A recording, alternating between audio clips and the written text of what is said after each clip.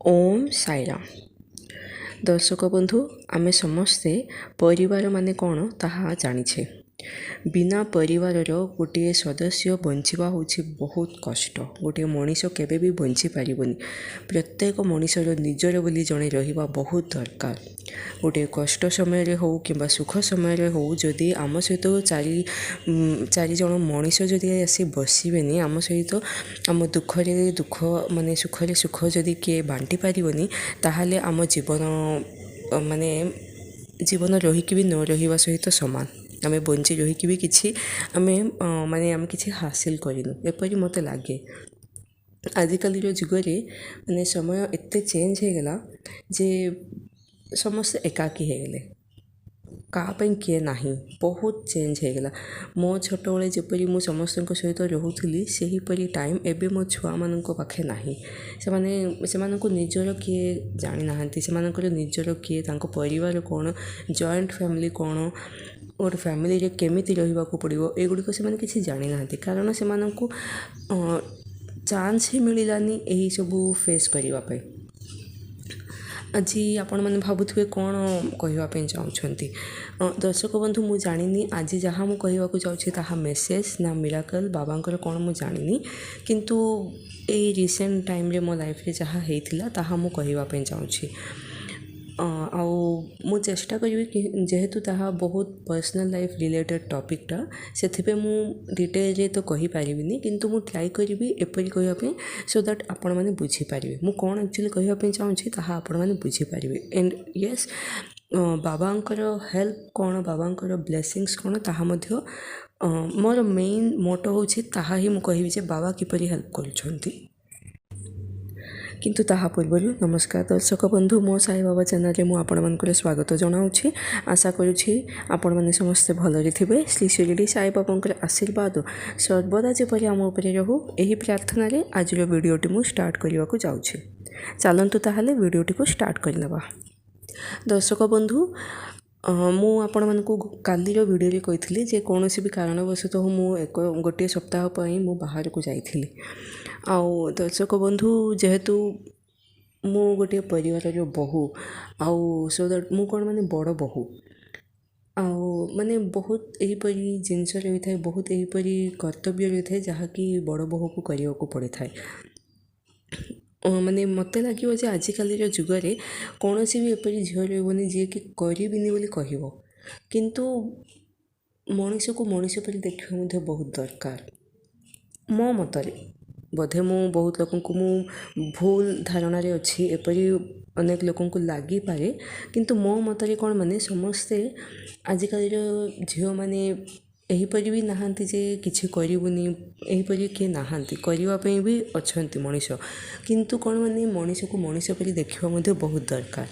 मो दुर्भाग्य कौन माने मो फैमिली रे एहीपरी बहुत असुविधा अच्छी जहाँ द्वारा कौन होछि माने बहुत स्टार्टिंग समय रे मु बहुत पेशेंस रोथली बहुत पॉजिटिव थिंकिंग नहीं कि मु जाऊथली बहुत ट्राई कली लोकों को संतुष्ट करने पे किंतु जेपरी जेपरी समय अतिबाहित हो गला मु गोटे कथा जानी पारली जे मु जहाँ भी करी मो जे इनलॉज को तरफ जे भी अच्छा से मु सैटिस्फाई करि पारिबिनी। आउ एबे माने से होप भी मोर पड़ेला मोर आउ से होप नहीं जे दिन चेंज होबो जहाँ भी कन्फ्यूजन्स थिला ताहा ठीक हो जिवो से क्लियर हो जिवो एहीपरी गोटे होप मु बहुत पूर्व रखी थी किंतु एबे ताहा भी मु छाड़ीदेली कारण एही दिन केबे चेंज होबानी ताहा मु जानी पारली। हाँ किंतु गोटे कथा कौन माने जिते दुख समय आसू जहाँ भी आसू गोटे कथा कौन माने बाबा मते हेल्प किंतु बहुत करथिले बहुत तांकर ब्लेसिंग्स अच्छी तांकर आशीर्वाद जोगु ही आज मु एपरी अछि। भगवान को दयारु मो साई बाबा को दयारु एहीपरी बहुत माने जो बैड पीरियड कहबी ना से बैड पीरियडटा पड़ेला एबे बहुत भलसे ही अच्छी मु एहीपरी कष्ट किछि नाही किंतु कौन माने केबे केबे टिके मन को लागे माने थरे जदि मन भांगी जीव ना ताहले ताहा पुणी माने पुणी एहीपरी लोकों मझे रहिबा एहीपरी लोकों सहित बसिबा उठिबा टिके कष्ट हो जाए। सेथिपई मु भाबुथिली जे आमे जो बाहर को गलु सेई सेरेमनी रे मु पार्टिसिपेट करिबिनी बोली भाबुथिली ମୁଁ ବହୁତ ଷ୍ଟ୍ରଙ୍ଗଲି ଏଥର ଥିଲି ଯେ ଯାହା ବି ହେବ ମୁଁ ଯିବିନି, କାରଣ ମୋର ଗୋଟିଏ ଆଇଡେଣ୍ଟିଟି ଅଛି, ମୋର ଗୋଟିଏ ସେଲ୍ଫ ରେସ୍ପେକ୍ଟ ଅଛି, ଆଉ ସେଥିପାଇଁ ମୁଁ ଯିବିନି ବୋଲି ହିଁ ଭାବିଥିଲି। କିନ୍ତୁ ବାବା ତ ବାବା ନା, ତାଙ୍କ ଭକ୍ତଙ୍କ ଦ୍ୱାରା ତାଙ୍କେ କେବେ ବି କୌଣସି ବି ଭୁଲ କାମ କରିବାକୁ ଦିଅନ୍ତିନି। ବାବା ବହୁତ ମାନେ ବହୁତ ଗ୍ରେଟ୍ ସତରେ, ମାନେ ବାବାଙ୍କୁ ଏତେ ଗ୍ରେଟ୍ ମଣିଷ କିମ୍ବା ଭଗବାନ କିମ୍ବା ଶକ୍ତି କିମ୍ବା ପରମାତ୍ମା ମାନେ କିଏ ନାହାନ୍ତି ମୋ ମତରେ। ଆଉ ମୁଁ ମାନେ ମନରେ କିନ୍ତୁ ମୋର ବହୁତ ଅଶାନ୍ତି ଥିଲା, କାରଣ ମୁଁ ଯେଉଁ ଷ୍ଟେପ୍ ନେବାକୁ ଯାଉଛି ତାହା ଯଦି ମୁଁ କରିବି ତାହେଲେ ନା ବାବା ଖୁସି ହେବେ, ନା ମୋ ପ୍ୟାରେଣ୍ଟସ୍ ଖୁସି ହେବେ। ଏହିପରି ମୁଁ ବହୁତ ମନରେ ବହୁତ ମୁଁ ବିଚଳିତ ହେଉଥିଲି। କିନ୍ତୁ କ'ଣ ମାନେ ମୁଁ ଚାହୁଁନଥିଲି ଯେ ମୁଁ ଯିବି ବୋଲି। ମାନେ ଗୋଟେ ଲେଭେଲ୍ ଆସିଲା ପରେ ନା ମଣିଷ ପୁରା ଥକିଯିବ। ମାନେ ମୁଁ ଏତେ ଥକିଗଲି, ଏତେ ମାନେ ମୁଁ ମାନେ ମୋତେ ଲାଗିଲା ଯେ ବସ୍ ଆଠୁ ଆଉ ବେଶୀ କଥା ଗୁଡ଼ିକ ଯିବା ଭଲ ନାହିଁ, ଏଇଠି ହିଁ ଫୁଲ୍ ଷ୍ଟପ୍ ଦେବା ଦରକାର। ଆଉ ଯଦି ଫୁଲ୍ ଷ୍ଟପ୍ ଦେବାର ଅଛି ତାହେଲେ ମୋର ଦୂର ରହିବା ହିଁ ଭଲ, ଏହିପରି ଗୋଟେ ଧାରଣା ମୋ ମନରେ ଥିଲା। ଆଉ ମୁଁ ସବୁଦିନ ବାବାଙ୍କୁ ମନରେ କିନ୍ତୁ ମୁଁ ବହୁତ କହେ, କାହିଁକି ବାବା ଏପରି ହେଲା, ଆପଣ କାହିଁକି ଦେଖିଲେନି, କ'ଣ ହେଲା, ଆପଣ ଏଇ କଥାଟା କାହିଁକି କ୍ଲିୟର୍ କଲେନି। ଏହିପରି ସବୁବେଳେ ମୁଁ ବାବାଙ୍କ ସହିତ ମାନେ ମନରେ ମୁଁ ସବୁବେଳେ ବାବାଙ୍କୁ ଡାକୁଥିଲି। ଆଉ ମୁଁ ଜାଣିଥିଲି ଯେ ମୁଁ ଯେଉଁ ଷ୍ଟେପ୍ ନେବାକୁ ଯାଉଛି ଯଦି ମୁଁ ନେବି ତାହେଲେ କିଏ ବି ଖୁସିରେ ରହିବେନି, ଘରେ ବହୁତ ଅଶାନ୍ତି ତ ଆସିବ, ନିଶ୍ଚୟ ଆସିବ। ଏପରି ମାନେ ସବୁ ଆଡ଼ରୁ ସବୁ ଆଙ୍ଗେଲରୁ ମୁଁ ଭାବୁଥିଲି।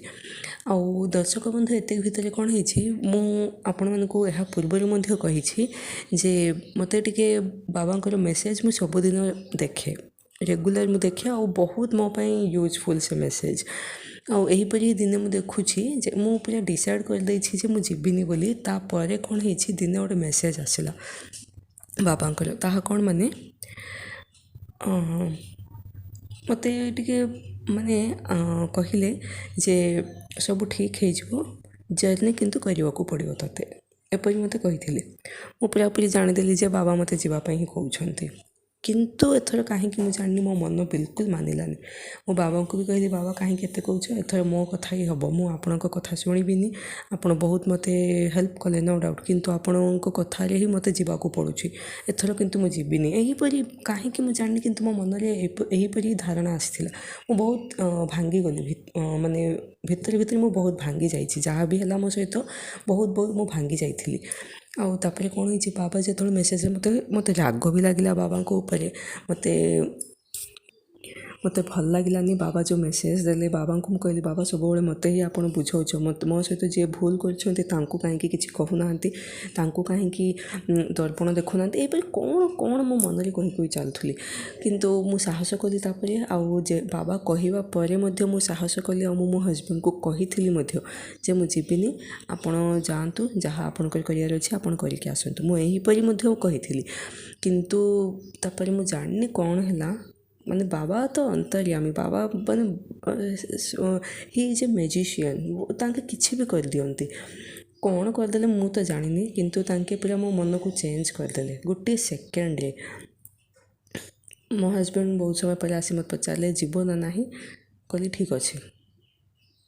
ଆଉ ମୁଁ ଆଉ ଏ କଥାକୁ ଡ୍ରାଗ୍ କଲିନି, ମୁଁ କେବଳ ଗୋଟିଏ ହିଁ ଆନ୍ସର୍ ଦେଇଥିଲି ଯେ ଠିକ୍ ଅଛି।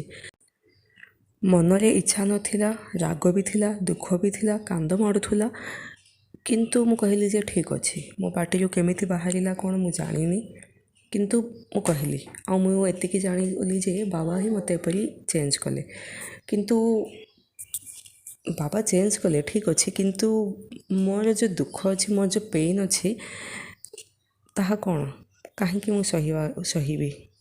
ସଲ୍ୟୁସନ୍ ତ ଥିବାର ଅଛି ନା, ପ୍ରୋବ୍ଲେମ୍ ଅଛି, ସଲ୍ୟୁସନ୍ ବି ତ ରହିବ ନା, ସେ ସଲ୍ୟୁସନ୍ କାହିଁ। ମୁଁ ବହୁତ ମାନେ ରାଗିକି ଥିଲି ସେଇ ସମୟରେ। ମୁଁ ବାବାଙ୍କୁ କହିଥିଲି, ବାବାଙ୍କୁ ଗୋଟେ ଓପେନ୍ ଚ୍ୟାଲେଞ୍ଜ କରିଥିଲି, ଆଉ ତାହା ମଧ୍ୟ ବାବା ଠିକ୍ କରିଥିଲେ। ଆଉ ତାହା କ'ଣ ହେଇଛି କ'ଣ, ତାହା ମୁଁ ଆଗାମୀ ଅଧ୍ୟାୟରେ ଆପଣଙ୍କୁ ଜଣାଇବି, ନେକ୍ସଟ ଭିଡ଼ିଓରେ କହିବି। ଆଉ ଦର୍ଶକ ବନ୍ଧୁ, ମୋତେ ଲାଗୁଛି ଆପଣଙ୍କୁ ଯଦି ଭଲ ଲାଗୁଛି ତାହେଲେ ଓମ୍ ସାଇରାମ୍ ବୋଲି ମନରେ ଥରେ ଭାବିବେ। ଆଜି ପାଇଁ ବିଦାୟ ଦିଅନ୍ତୁ। ଓମ୍ ସାଇରାମ୍।